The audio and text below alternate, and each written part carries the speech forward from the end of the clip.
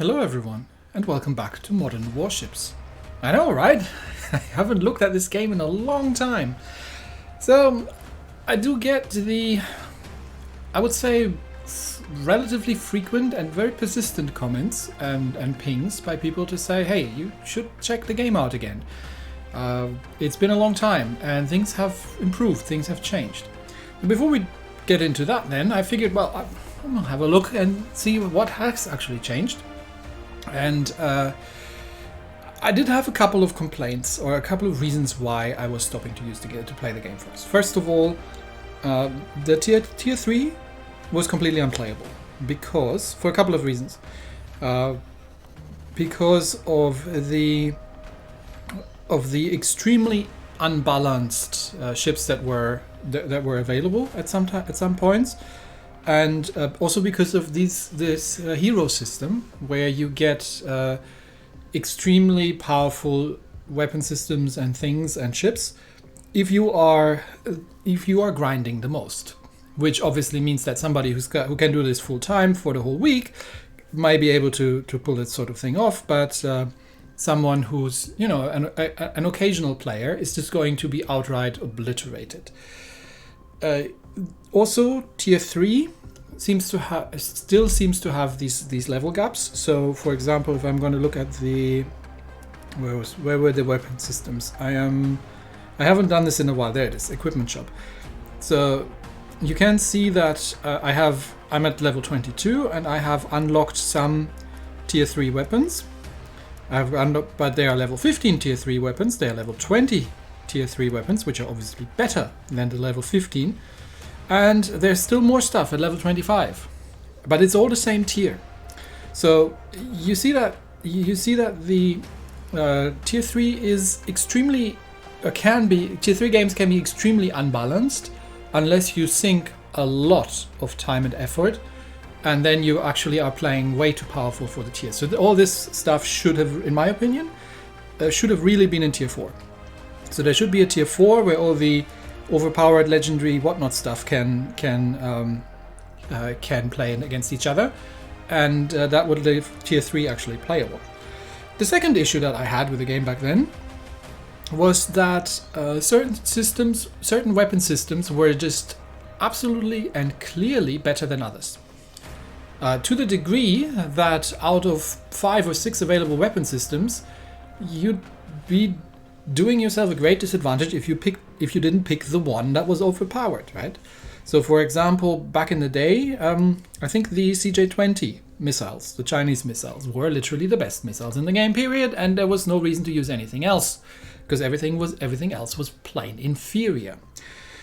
Now, I haven't played enough to figure out if that was still the case. I've done a quick rundown on a spreadsheet of the DPS, and the DPS still has a spread, but what we're seeing here now is that there are a couple of additional stats here that we haven't seen before.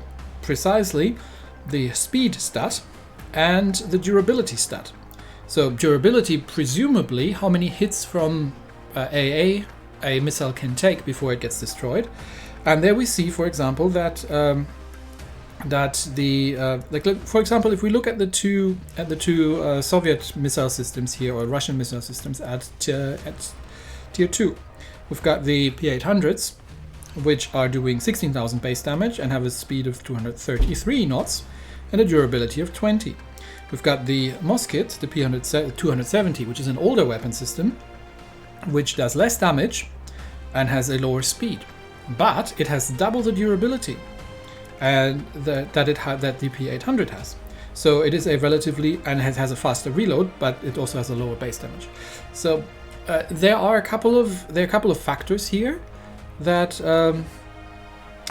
or for example, the Indian modification of the P800, the BrahMos, is a relatively fast missile. The same goes for this new Korean missile that we haven't seen yet. So there's definitely a couple of things here that have added options. So rather than saying, "Oh yeah, here are six weapon systems," and you'd be a complete idiot if you didn't use the one that is clearly the best out of all of them. The whole rest is just garbage, and you don't have to use it. No, so there are actually considerations now about these things. The other thing that I found is that the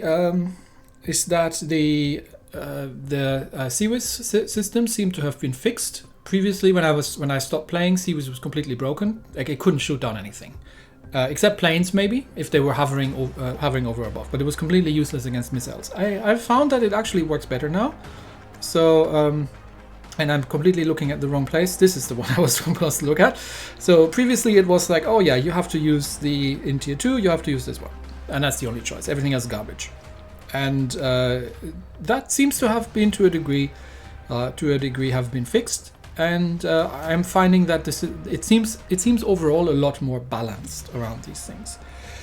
So all that said, I figured I'd go and try this out again.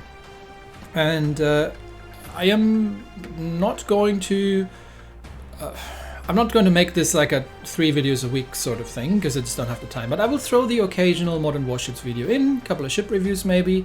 I'm still staying away from tier 3 because I feel like tier 3 hasn't been fixed yet. I've tried 1 or 2 games and it was just mayhem. There's absolutely no chance as a new player in tier 3. I feel like there was no chance unless you play against bots. But what's the point of that then? Yeah, so for starters today, let's do a quick round in my trusty JS Kurama just to warm up again. This is still my old setup on this thing, so I don't know. I haven't, like I said, I haven't run the numbers and haven't seen if there's like what's the meta currently, but it's reasonably well upgraded. She's got two American 127mm guns on the front. There's a single anti-submarine grenade launcher. She does get the supercavitating torpedoes, which have been, and this is one of the other things that gets on that triggers me a little bit. So these supercavitating torpedoes, which are supposed to be really, really fast torpedoes, have been changed into short-range multi-torpedo homing sort of shotgun systems. Okay, sure. Well, it is what it is. But I do have still a twin missile system and a single phalanx on the rear, although I might have to actually flip that around. And I am actually running the, I think, premium helicopter, the 360 Invictus. All right, that's my setup. Let's have a quick round and see how things are playing after not looking at it for probably almost a year. And I have seen that there's a new map, but I haven't really explored it too much yet. The Sunken City map that was added shortly before I stopped playing, in my opinion, is a very, very unbalanced map. But that's a topic for another day. There are still problems, I think, in the game. There used to be the problem that only the American submarines got SLBMs, right? The submarine launched ballistic missiles, which means that you had to fit American missiles onto your Soviet submarine, which is just, I don't know, it just irked me, that sort of thing. But that seems to have been fixed as well. Anyway, what are we going to do? We're going to start with, we do have a carrier, the enemy team is not. So there goes your balancing again. But let's see what they're doing. One of our corvettes seems to be heading off completely in, I don't know where it's going, but the carrier is scouting, so I don't need to do an awful lot of scouting. And otherwise helicopter scout is sort of the first thing, and I'm going to get up here and then I'm going to switch over and start using my ship, because we have a spot the enemy has not, so I can start shooting at people before they can shoot back at me, which is always a good thing to have. Of course, me playing on the Asian server, I can't really understand what people are saying in chat, but I'm sure it's valuable. Okay, it looks like the bulk of the enemy ships is heading towards the eastern side, and probably going to try looping around and hitting the carrier. So I'm going to move on. I'm going to inch a little bit forward and just get myself into a position from where I can actually shoot things. I am spotted. There was a helicopter up there briefly. I think that helicopter is now dead. Still keeping an eye on the right side and see if anybody comes around these islands, but I think they're still making their way out there. Something is launching torpedoes at me there, I believe. I'm not sure if they're aimed at me, but oh yeah. There's a Kursk. Okay, yeah, you're too close. So my supercavitating shotgun torpedoes are going to make extremely short work of that thing, and I can use the mortar and try and defend myself against the incoming torpedoes. But and just you know lob some shots at the submarine. But he's also using the supercavitating torpedoes, shotguns. But yeah, as you can see, he's not gonna stand. He's not gonna be there for long. He's not gonna have a great amount of fun with that. My helicopter is dropping on him as well. He's probably dead. So now at this point we're going defensive, and we're going to we have a Panteleev. It's a double Panteleev. I'm not sure what that is behind him there, but that's bad news. We definitely need to go defensive because yeah, they can do that to you. But I'm obviously at risk here of getting my AA defenses overwhelmed, and I am getting shot at with torpedoes. So purely defensive play at this point, but they're down to 2 ships versus our 5. So yeah, that Panteleev is not going to live long. The mistake they've made is that they've taken themselves pretty much out of the game for too long in order to loop around and try to get into that flanking position. And the rest of their team has just died. So there wasn't an awful lot that they could do about it. And yeah, in a defensive position like this, the Japanese destroyer is pretty strong. So I'm just going to have to keep a bit of an eye on my health, but I don't think that Panteleev is going to live for very long, especially that he's giving me broadside, and I am not. So I'm probably bouncing a lot of his guns, and that was actually it already. There we go.